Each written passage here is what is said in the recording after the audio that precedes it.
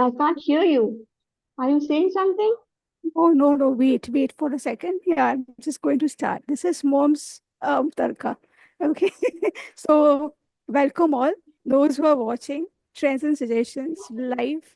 Okay. And we are here to discuss about, I have launched a book on my father's cancer journey.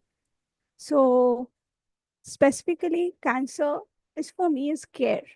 Okay. Is when you are not getting care or when you are feeling that I'm not getting cared, that time only this things comes, right? To get a lot of love, a lot of things. This here we are with a lot of people who are cancer survivors and who have already been a caregiver. So I'm really grateful. But before I start, I would like to thank 2M. That is first my mother, who has given me my birth, and today is her anniversary, along with my okay. So wishing her first happy anniversary. So I would request each one of you to just to wish her. So yes. So and another M. Brenda's birthday also. Huh? Brenda's birthday also. I haven't wished her. It's Oh, Brenda's Brenda's birthday birthday also. also. Oh, No, so not so. Brenda. It's Meenakshi's birthday. Meenakshi's Minashi's birthday. birthday was okay, They're yeah. still celebrating it. Yeah, yes. Minashi's belated Thank you. Minashi's birthday. I Okay. will be coming Okay. to her. Yeah, sure. Her birthday gone on 10th of Feb. So definitely, yes. Thank you so much, Brenda. Brenda has wished you because the chat is towards me. So yes, so I'm coming step by step. So before this, we will be first talking with the caregivers of cancer because it's and the survivors. So before this, I want to say thanks to 2M. First is my mom. Thank you, Minashi. So first is my mom who has given me birth, and second is my mentor Rahul George, who is India's premier iHypnosys life coach and healer coach. Sorry. So what exactly is happening in this case? This book was suddenly came to my visualization, and how it happened. It was in one of the trance in because I was it was surprise for everybody that the biography was I was planning to write a biography on him. Okay.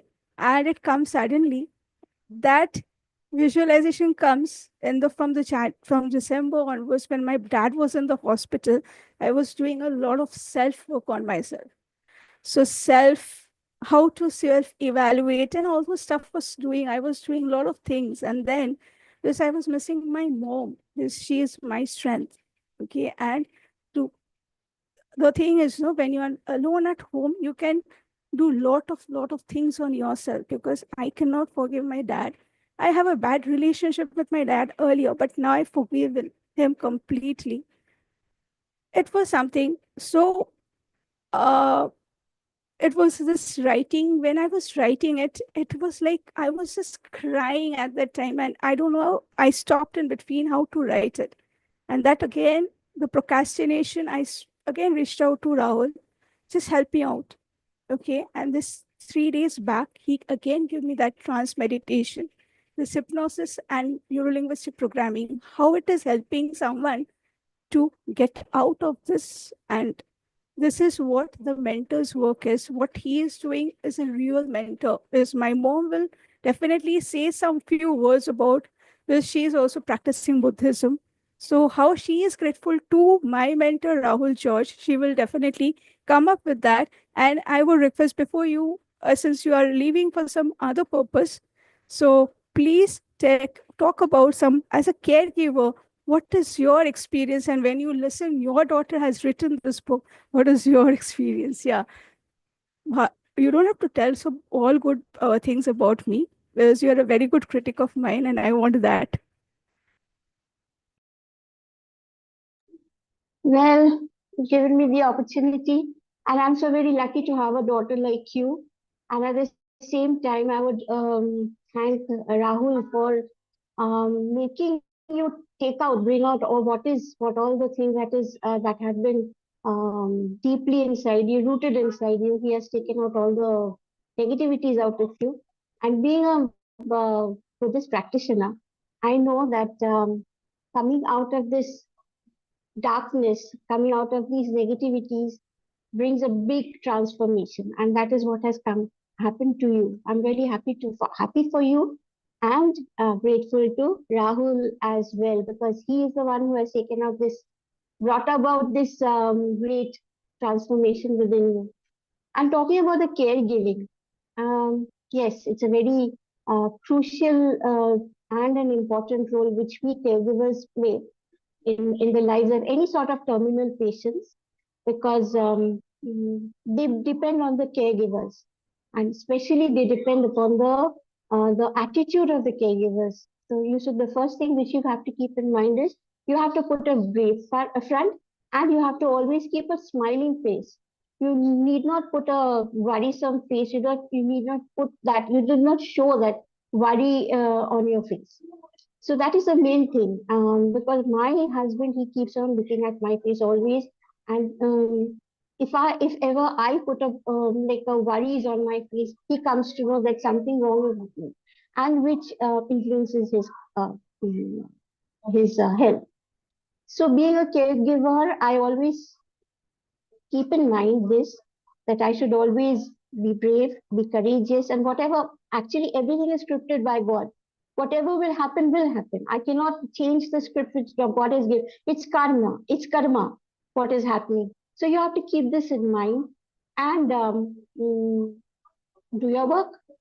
And that is what I have been doing. I always try to give my best, take good care of my husband, and it is working. That's it. Anything else? Anything more? Yeah. Okay. Thank you so much, because I'm listening to twice. I don't know what is happening. So yeah, over to you. Yeah. Thank you so much. Yeah. Now I want to ask Minashi, there's being a, yeah. So being his life support, because you have also undergone to this.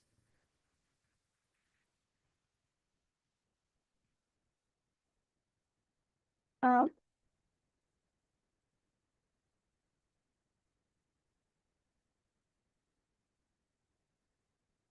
just a second. I think I'm able to list. Yeah. So fine. So now over to Minashi. Being the life support, being your Rahul is being your, and you have yourself faced this journey of a cancer. Because I'll go like this way today. One cancer, the person who is a caregiver and the cancer survivor. Is you have also gone through these positions. Being through this, how was your husband at a support, and what was your experience when you were undergoing to this treatment, and when you come across to know about this breast cancer? Yeah, over to you, Minash. So as much as I joke about it, Debashmita, but I don't think I would have had so much fun if Rahul was not by my side. And see, a caregiver's role, like your mom mentioned, that to keep a smile on the face all the time, to not show their own pain, their own worries. So intuitively I understood the dilemma that he used to go through.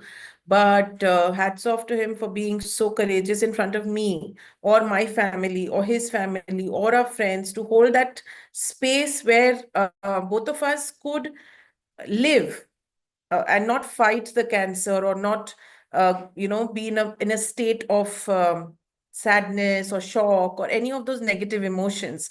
Being a hypnotherapist, he has helped me a lot, which truly I believe was the reason where I could get up in the morning, be in office, do the best work of my career, travel, party. And as a spouse, he never stopped me. He never tried to tell me what I should be doing. It was always about, okay, if you feel like doing it, go party. You come back at 2, I'll open the door for you.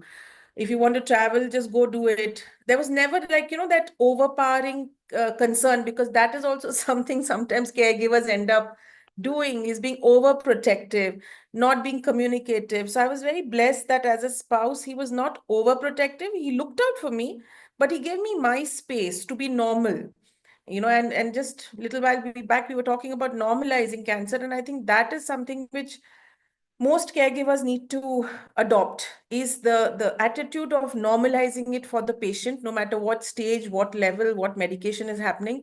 Because as a patient, and the last few years that I've been talking to a lot of cancer patients, everyone just wants to be themselves no matter what is happening. And they have that need or that craving to be normal. Unfortunately, sometimes the environment doesn't support it. I have had no experience, whether it was Rahul or my family, where I was staying with my mom. They normalized it for me. They kept me, very, very normal, and they allowed me to live normally. There was no restriction. So I think there the caregiver plays a very big role. And as a husband and as a partner, he has truly stood by me, and I don't want to count the number of things he's done. But definitely, a reason why he features in my book so much, Debushmita, is because of that he was good to me. Otherwise, I wouldn't have written nice things about him. So yeah, so that's my story, and I think I'm blessed to have him in my life as a partner. Yeah. So, what was your journey when you were just listened, when you heard about your cancer? What was your reaction? And sorry that my mom has to leave. She has already put a message. I'm reading for you all. Just a second. We will miss her on this, but all the best for her class. Yeah, sorry, I have to leave now. Enjoy the meeting. Thank you very much. She has mentioned here. So, yeah. So now the fact is, it's towards me, Swarna. So to avoid the distraction of the students, I keep that towards me, the messages. So, acha. Now the thing is, my question towards you, Minashi, when you hear about your disease, what was your reaction and how many chemotherapies you have to undergo, and what you Okay. want to say to the corporate, because those who are listening, they're the corporate leaders and the corporate professionals, what they have to take precautions. So my shock was for about 10 minutes, and only because the doctor giving me the news was very rude. So I was very angry at him more than anything else. After that, I think it was like a project plan in my head. I may have had emotions, but they were not out of control. There was no shock or despair or sadness or any of that. I think Rahul and I took the biopsy report. We were standing downstairs and very practically trying to figure out which is the first hospital we would like to check. So it's literally like saying that you're planning an adventure and you're crossing and ticking the places you want to go to. So we did that very realistically. In a matter of, I think, 2 to 3 hours of getting the biopsy report and knowing that I'm in stage 3 breast cancer, I had coined the C for courage, because I just didn't want to associate um, anything negative with what was happening with me. So I said, I'm just doing away with the word cancer and fighting cancer and battling cancer. I don't like those words. If it's come to me, I will allow it to stay with me, and then it'll release itself or whatever. So I think that was within 3 hours of figuring it out after getting the biopsy. Um, so yeah, so the journey's not been that bad. I did undergo 4 to 6 chemos before surgery, and then weekly chemos, I think about 8 or 10. So the treatment went on for about 9 to 10 months. I worked all throughout that. The last part of your question is most important for me, is that at the workplace, it is so important for colleagues, bosses, leaders to normalize it, because as it is a person who's trying to cope and manage this illness, is putting in a lot of courage to be at work as well. So that should be acknowledged. I'm not asking for sympathy or empathy either. I'm just asking for acceptance. I was blessed that 90% of my organization and the clients I was working with at that point accepted that I will be in hospital at certain hours and I will not be accessible. But that is the need of the hour. A couple of people who I talk to are working professionals who are living with cancer or who are trying to fight it in their own way. And this is again something that keeps popping up every time we discuss. that we don't want sympathy. We don't want someone to tell us that, "Arey, so sad, yaar, bichara, usko cancer hai, wo hi nahi kar sakta," or whatever. They don't want that. They just want acceptance that there are days where my nausea could be a notch higher, or there's a days when my head is hurting, and I just want to take that 2 hour break and come back to work. So it's either a be all or an end all. Corporates, either they're so sympathetic and they'll tell you, "नहीं नहीं घर पे बैठो मत आओ," even if they're paying you. But that's not what most people want. They just want to live as normally as possible with the treatment, is my experience and my understanding after talking to a lot of youngsters. I can say youngsters because they're like 28, 30 who are battling this disease. Working professionals. There is somebody who's 43 and he's in stage 4, but he's still working. And I think I appreciate that so much. And I'm so inspired by his story. So yeah, I think for corporates, it is more of acceptance and a little bit of respect that somebody is trying to multitask between chemo and professional commitment. So I think that is what I would say that I'm trying to tell people, and I'm hoping people understand that in organizations.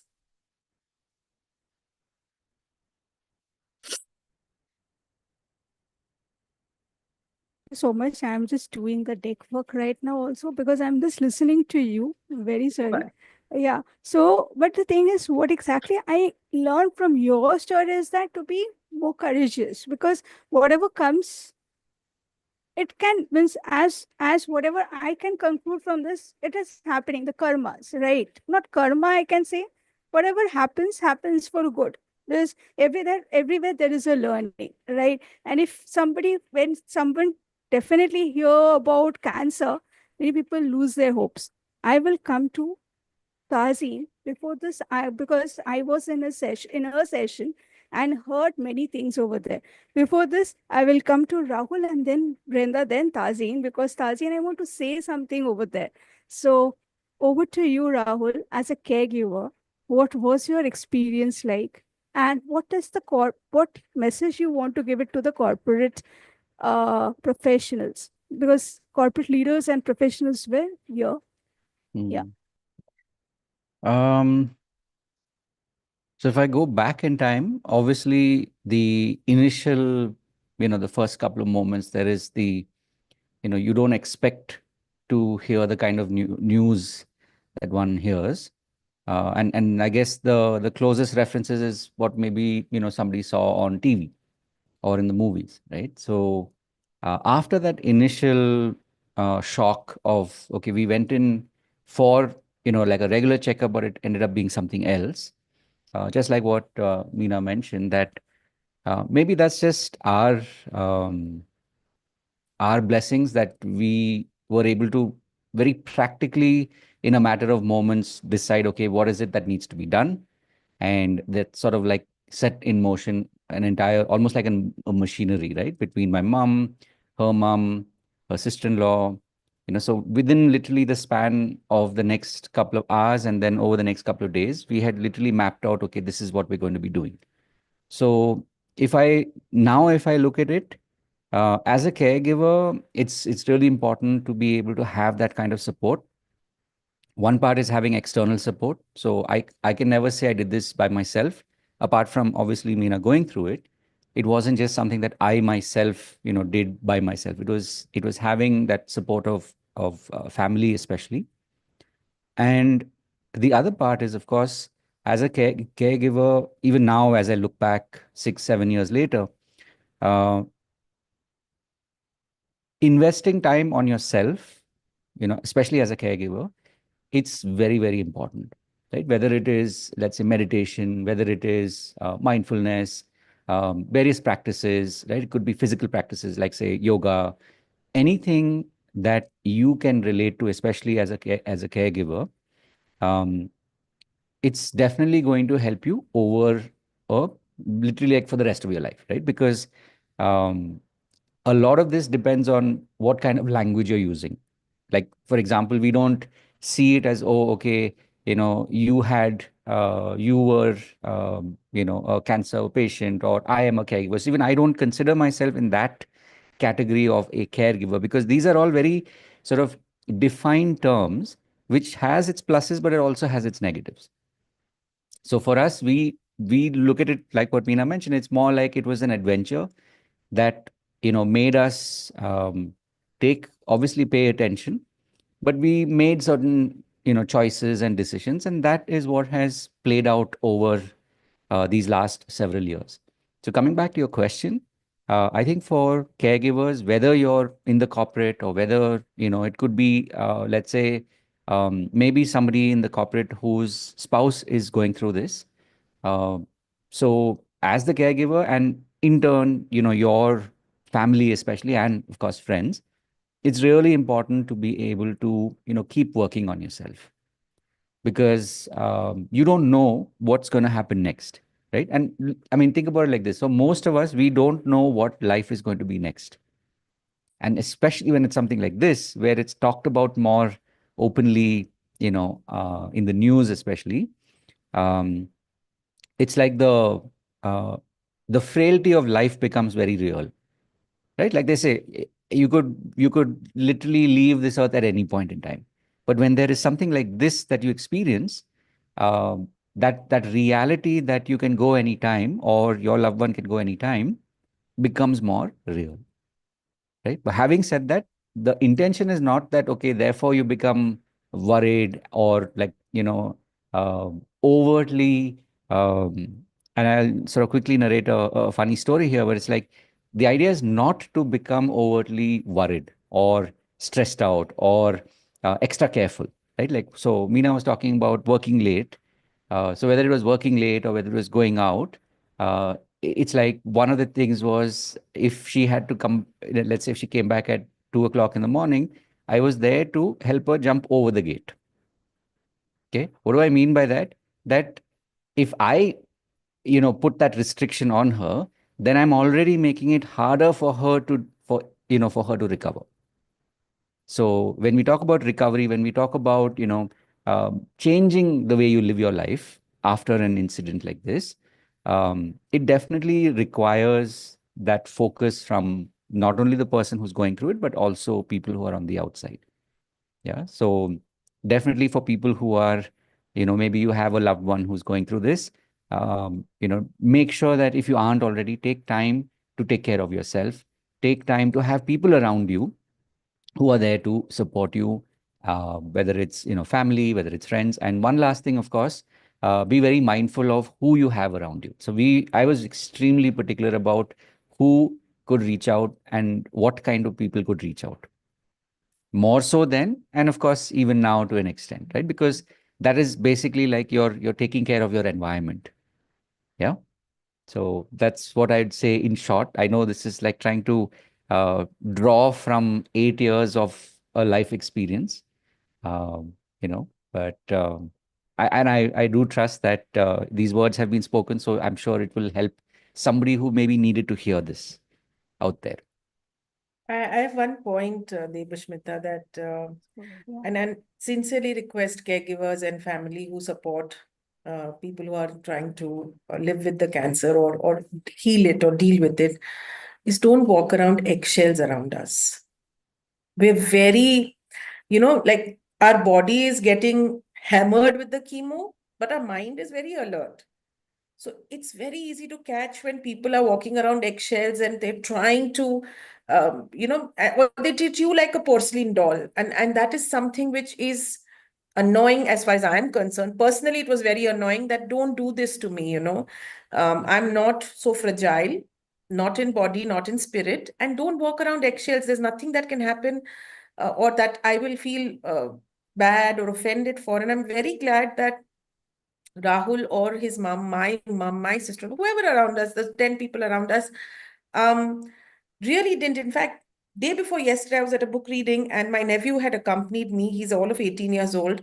And he was telling those ladies that, oh, I didn't even realize, that she had cancer because she was just so normal. She just didn't have hair on her head. He was 12 years at that time. And it was amazing that he could normalize the fact that Dhua has just gone bald and she's going to the hospital and she's coming back, but the word cancer didn't scare him, or it didn't stay in his head that I had a life-threatening issue or challenge in my life. So that is something which I experienced, and I truly believe that families and caregivers have to have that attitude towards the person going through it. So yeah, just adding to because that is very personal to me. I can't stand people who try to, you know, just stay normal. That's good enough. So yeah. Hopefully you have spoke, because now I was thinking whom to call, because it is related to Tazeen and it is somewhere related to Vrinda. So I cannot call two at a time, because your point is very valid related to those, because they know even Dr. Tazeen is smiling. So she understood what I mean to say, because we have a conversation on this for a longer time. Okay, first, Dr. Tazeen, I'm coming to you, but Brenda, yeah, over to you. She is an inspiration. Okay. She is now 72 years, correct? Or what is her age? 24. 74. Yeah. Now I met her, okay, in one of the, and if you know, being a female, today also I told that I was, means what is that called? In every social media, no, I just want to see her, what she is doing. Yeah, and like a mad crazy, even in the case, no, a boyfriend, a girlfriend happens, but I am her girlfriend in that case, and I love to say like this. The thing is, I used to read where is she, because I want to meet her, and God's grace, I met her in one of the events, and I found her. She is such an inspiration. She has undergone this cancer, and she is now today at 74. She is there to teach people about her journey. So, Dr. Tazi, take Minashi and Brenda and Rahul in your this coming to you also for this. What exactly over to this?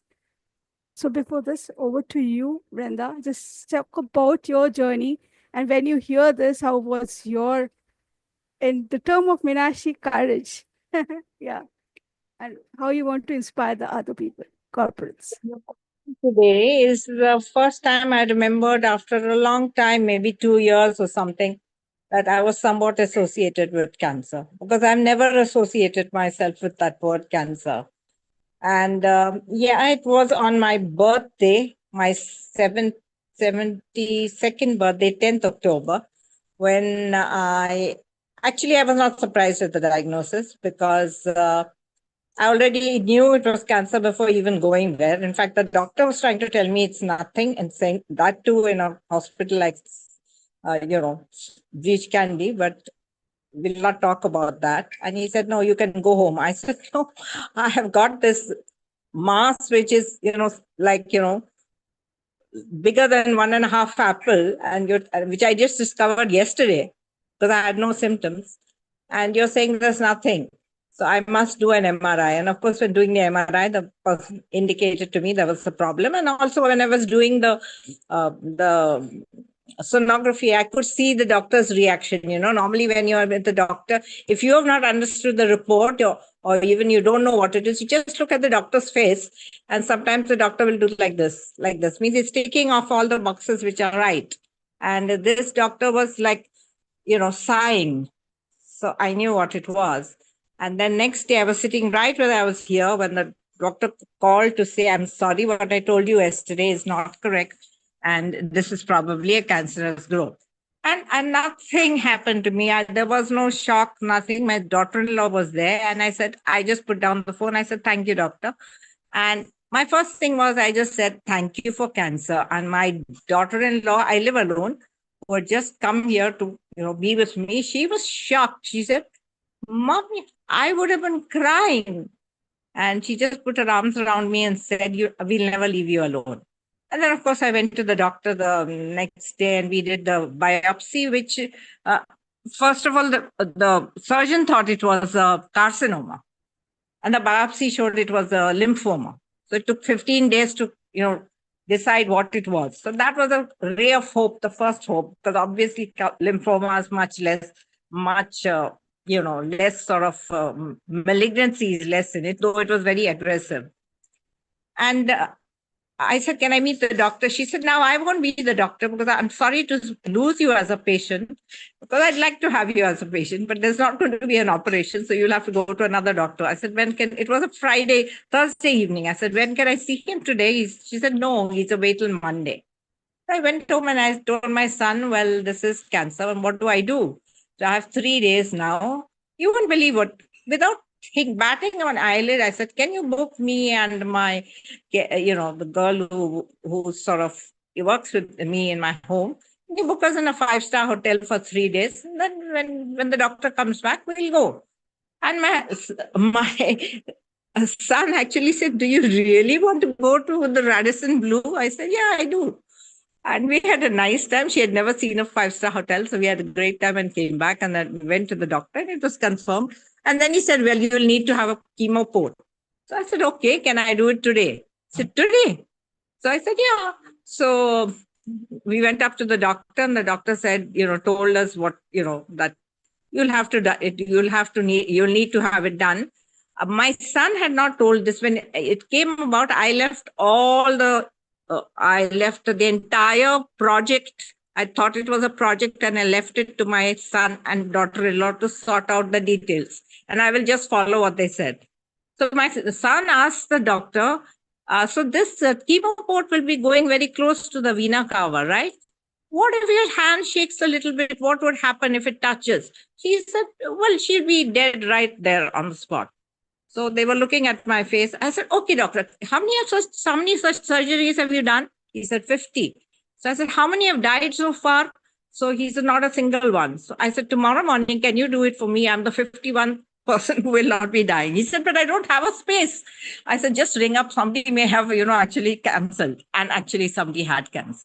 And that's how my journey started. For me, if you say cancer was and blank, a gift. My immediate thought was, if this has come to me, it is going to emerge with something good is going to come out of it. And I can't tell you how many things good came out of it. I got a house in Bandra for which I had paid 17 years ago under development, and many other things. I don't want to sort of go into it. Yes. And the way my body reacted, a 13 centimeter dissolved entirely in 3 months. Actually, the surgeon was refusing to believe. She said, I want to come and see. When my son told her, and she looked and she just said, beautiful, beautiful, beautiful. And I said, you mean it's gone? She said, yes, but you'll have to go through the whole thing. So I had really very little or almost no side effects.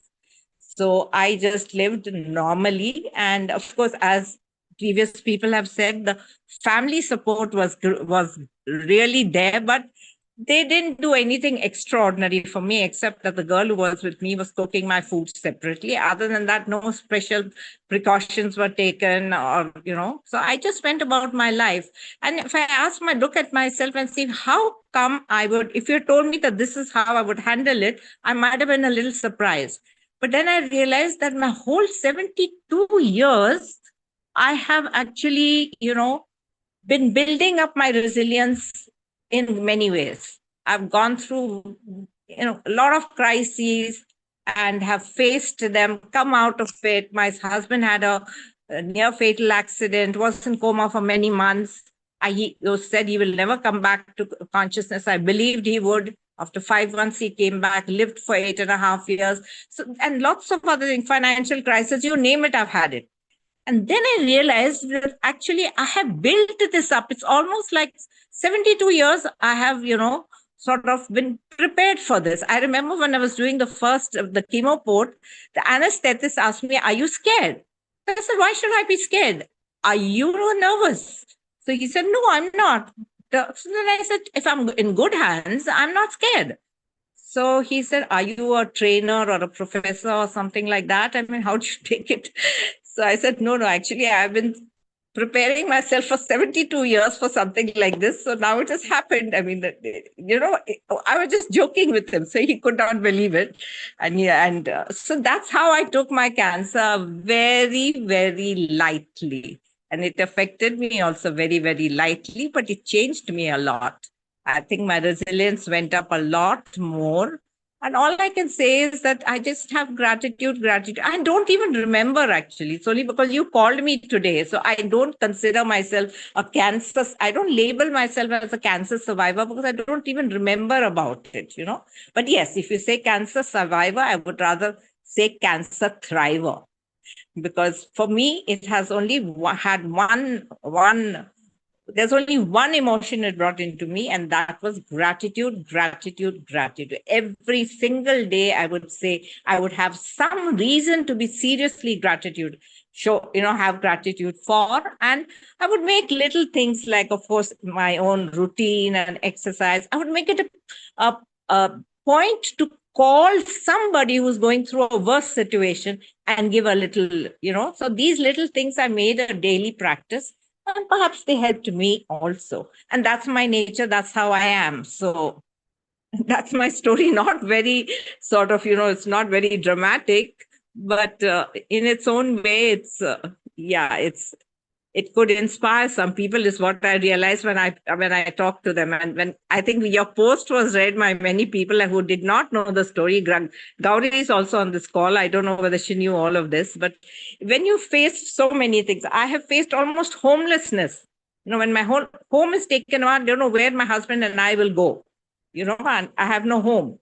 So when I faced those kind of situations, and many of them in my life, it had prepared me for anything. And basically, my thing was, I used to say all through my 42 years of working to my friends that I live life every day as if it is the last. And they would say, what a pessimist. And we don't believe you. But today they say, we do believe what you said for all these 72 years. You did live life as if, because we never know. The evanescence of life is such, I may just go just talking to you, right? So the best thing is to live it as if it was the last day. It's the most positive way of living, according to me. Thank you. Beautiful. Because why I have mentioned about the cancer survivor and cancer caregiver, because in many families, okay, the way you people have taken it as a adventure, right? Many people can't, right? In my condition, in this, I born in a Bengali family, and my surroundings were South Indians. Okay, so Dr. Tazleen, when I met her, okay, yeah, Can I just make one adjustment? yes, sure, It's not that many people cannot, it's that they do not.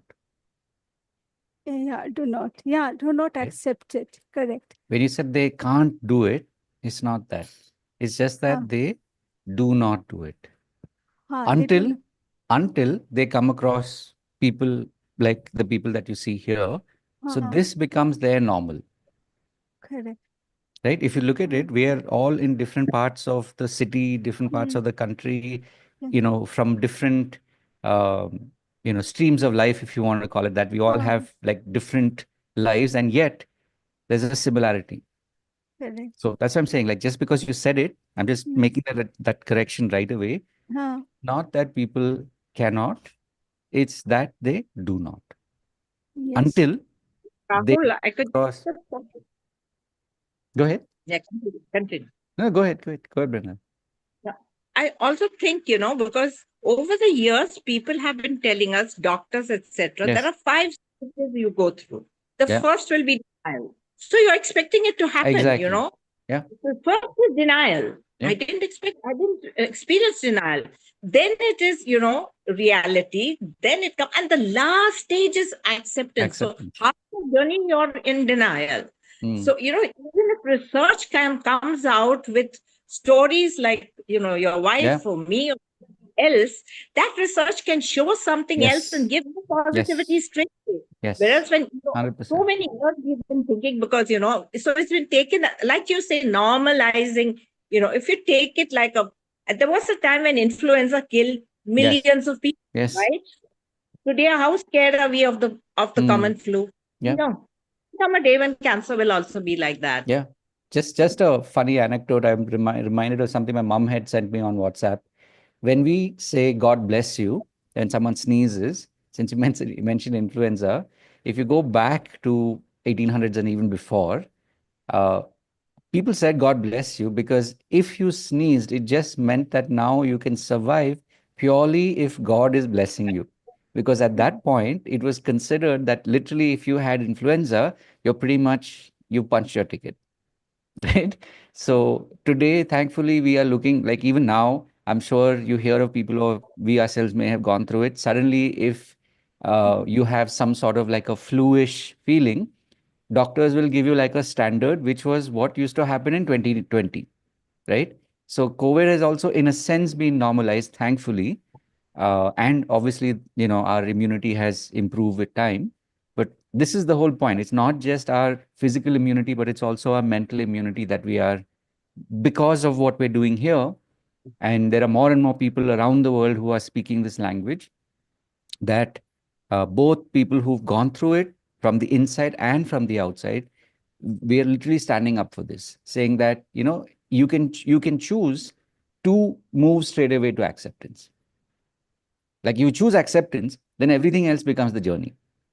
Yes, there will be moments, there'll be days when you feel like, why is this happening to me, whatever. But you've chosen to go straight to step 5 first. And then everything else will kind of happen along the way. And I think also, in fact, in my own experience, is that my passion for what I do has gone up tremendous. Yeah. That's Yeah. a huge, Yeah. And like you said, gratitude, passion to serve, like these are things that, like these are those long tail benefits that we all get, right? While we are still living, versus, sort of reaching that story arc and at the end saying, oh, now I've done everything with my life. Now I'm in the final stage of, okay, now I will take care of people, or I will, do social service, so to speak. We're like already blessed with that. And like you said, it's a strength that you've been building up over a period of time.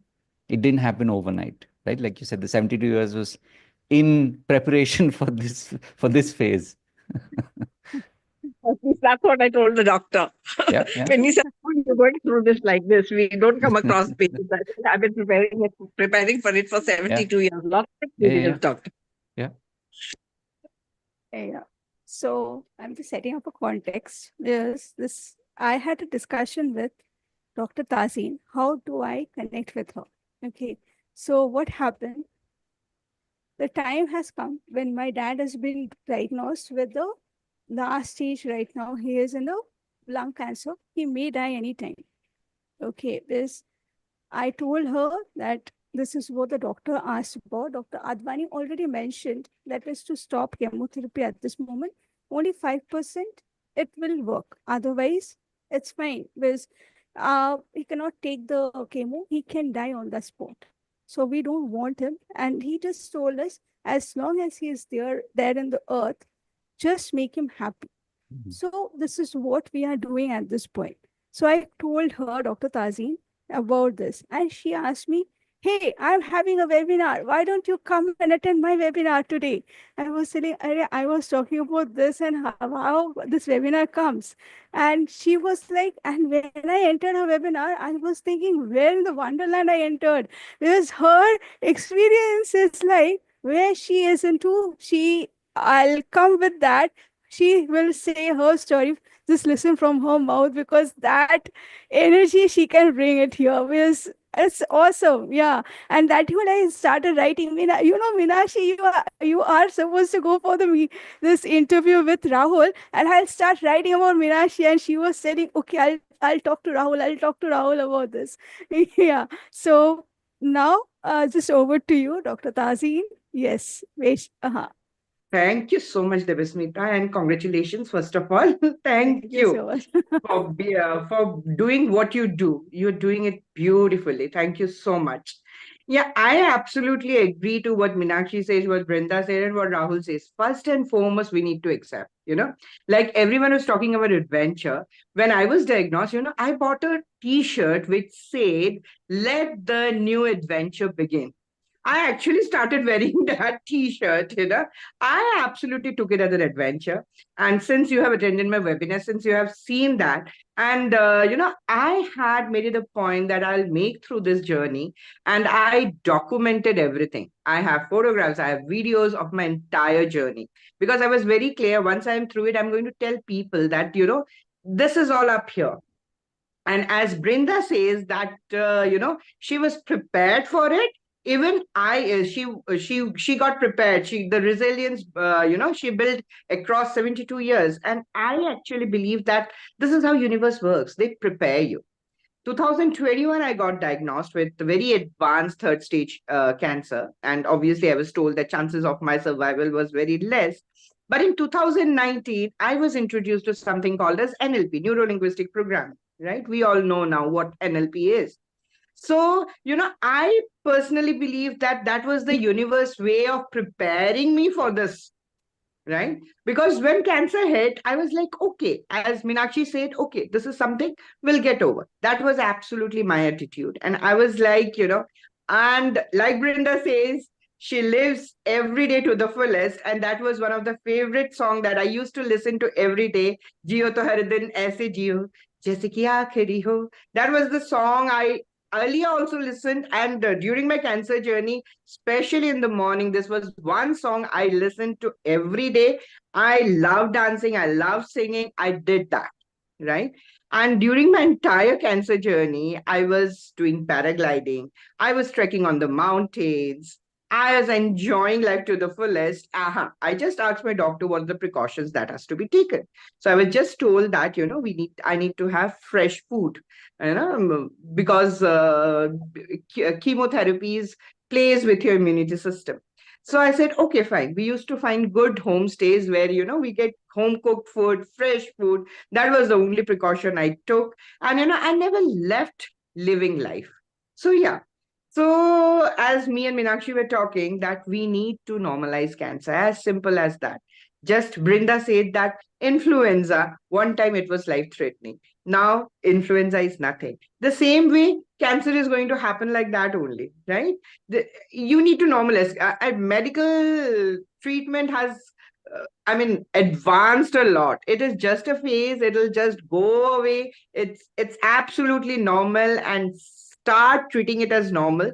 When you start treating it as normal, now people around you starts accepting you like that.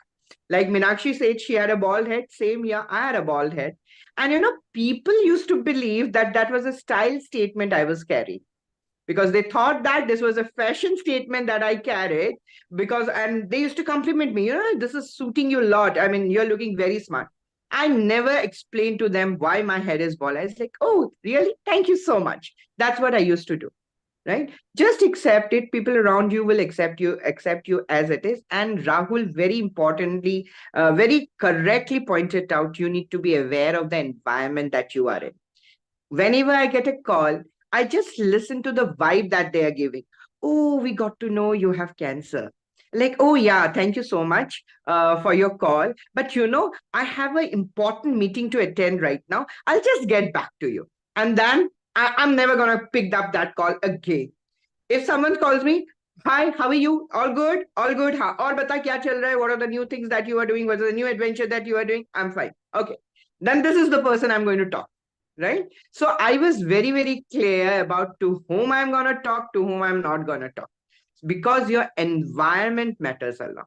Right? Even if you don't think, people will pressurize you to think. So you need to be very aware. Do raho. That's it. I am good. That's good, right? Thank you, Debasmita. Thank you so much for being what you do and for inviting me today. And thank you for connecting me with Meenakshi and Brinda. They're lovely souls. I really love their energy. Thank you. Knows you from the beginning, because I called Brenda in the morning. Yeah, I know Dr. Tazeen. I was saying, okay, then what new to you? Then I was like, you have told me a lot about Brenda also. You have also told me a lot about Brenda and Meenakshi. Brenda's grand salute to her, because I got the word stalked. Yeah. I stalk her You like started stalking. I thought I'll tell you that when you when you were giving the reference of a girlfriend and a boyfriend. Yes, exactly. You stalked Brenda. Yeah, because see, she is from the HR. Okay. Basically, I get to know her from Rahul Jain. Okay, not Rahul George. Rahul Jain in 2013. Okay, and he spoke about so many things about Brenda, and he was very much particular. You have to become like him, like her. So initially I was thinking, why should I have to become like someone? Because if you accept me as what I am. Don't have to just to compare me, because I hate comparison from the beginning of my life. So because I've been compared so many times. So, but I don't know how I fall in love with Brenda. Okay, when I saw her, I start stalking her. Okay, I know Rahul also stalk her. So yes, you told in one of this, right? And one of the talk show you stalk her as No, well. I only said that I met Brenda long ago Huh. before COVID. So I Okay. met Brenda in Game Changers, as in when I say I met, I got to know about this person called Brenda in 2019. Okay. And then Mm, cut to many years later, we met, I think I didn't realize that, Rahul. mm, I didn't I was realize there. that till now. Yeah, yeah.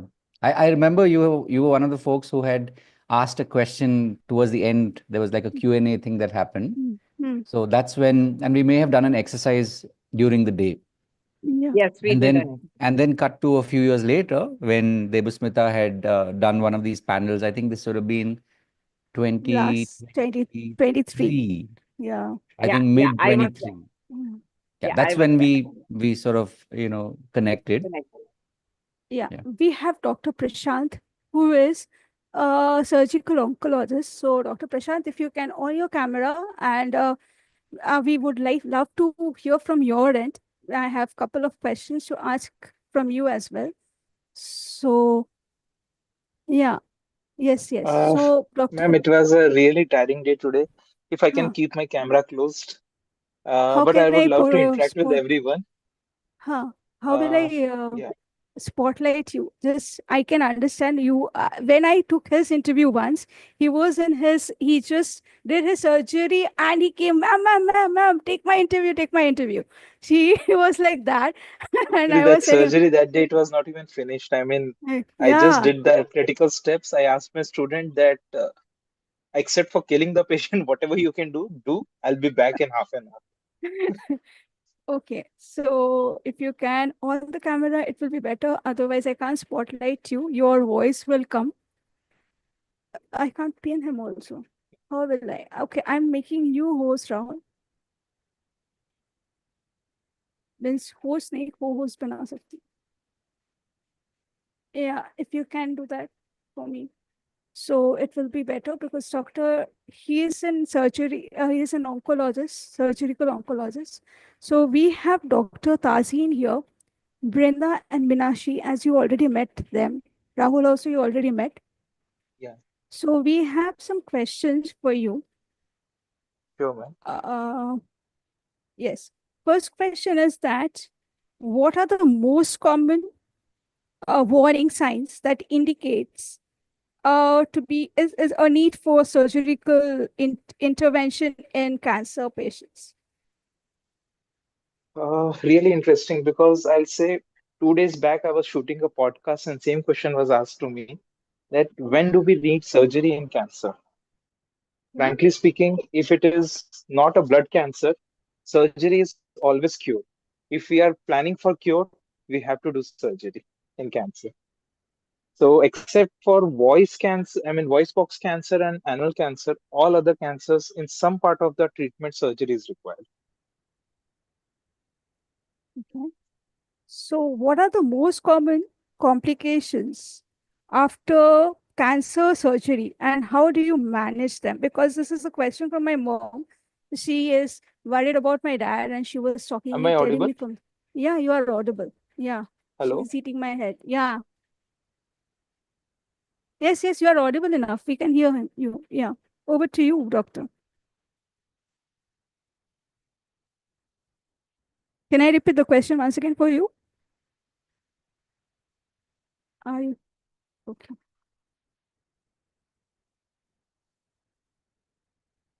Okay. Yeah. So he's having a network issue, as he mentioned earlier as well.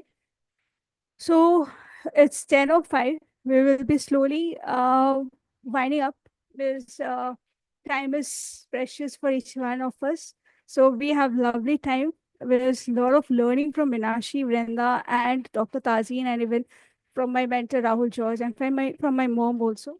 There's yeah. So special thanks to her. Okay, that is the, how can I show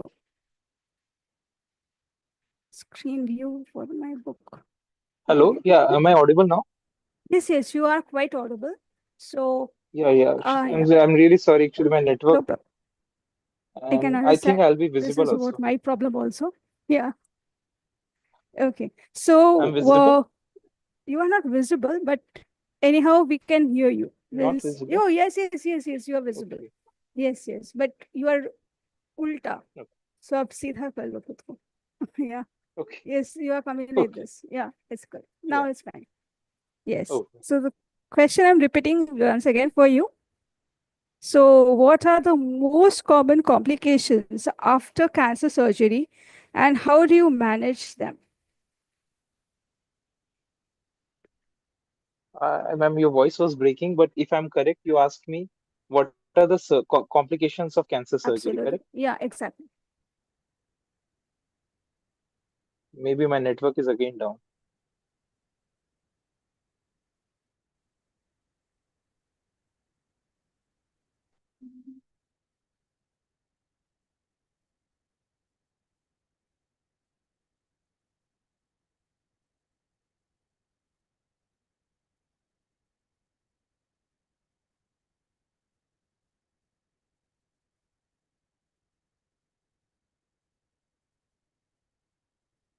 Yeah.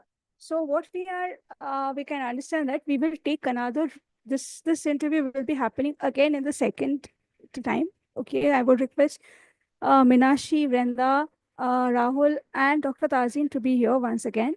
This doctor is unable to join. Because it is very important to learn from the surgical oncologist.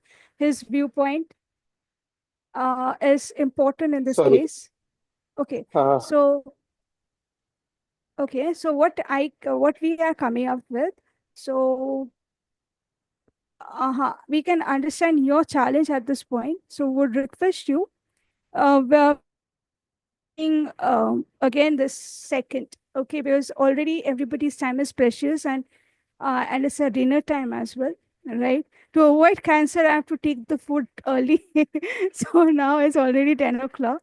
So what I would request you, we will be doing this round again because I can understand seeing your, yes, and people have already started to need to leave that. Thank you, Brenda, for coming up. We can, and the people are also leaving. So what we will be doing, we will be doing the second of it. So we will be updating you by next week or so. Ma'am, can you repeat your question? I would like to answer it. Your question was Okay, something thanks related to so much. surgical complication, correct? Yes, exactly. I know this is the work of a doctor. See, 24/7. So yes, sure. So you are asking that what are the complications that we can get after cancer surgery, correct? Correct, correct, So, correct. see, I mean, except for the brain, I operate on all organs, and all organs can have different complications. So, my surgical complications can range from just a simple wound infection, wound gaping. I mean, pus is coming from the surgical site. From there, it could be the feces are getting accumulated inside the abdomen, and patient is on ventilator, patient is going to die. The complications can range from something very simple to something very complicated. But I'll tell you the most common complication that we get in cancer surgery is recurrence, the disease coming back. But let me frankly telling you, disease coming back is not a failure. It can still be cured. The disease can again be removed. So, I mean, yes, there are many complications, many things happen, but complication rates are always 2 to 3%, never more than 5%. Yeah, thank you so much. Yes, I can understand. Even time is precious. Thank you, Minashi. Dr. Tazin wants to leave as well. So, thank you, doctor. What we will be doing a second, as mentioned. There's, yeah. So hopefully, if you be there, definitely. And Dr. Tazin, he is oncologist. So you can also mind over cancer. You can also connect with him, and we can meet and a lot of things to learn. In the short, just if you just give 2 minutes to talk to him, and then we can wind up. Yeah, Yeah, and Meenakshi, if you want definitely. to say, Definitely, yeah, I'll get in touch with you. Dr. Prashant, Okay, I'll so I definitely hope get we in are wrapping touch up. with you. Yeah, yeah, surely. Where are I you think based, we are sir? Where wrapping are up. you based? I'm based in Pune. Pune. Pune. Okay. I did my graduation from Pune. Superb. Oh, great. I'll definitely get in touch with you, sir. Thank Sure. you. Thank you so much, Thank you. Devashmita, and such a pleasure meeting both of you, Tazeen Yes. and Dr. Prashant. Hmm. Tazeen, you're a doctor. I would love to know what you do. I have Doctorate. just, Doctorate. The yeah. PhD, Oh, PhD. nice. PhD, Oh my PhD God, it's one. on Yeah. my bucket list to do a PhD. So great. And I Dr. and you. Prashant, thank you so much for joining us.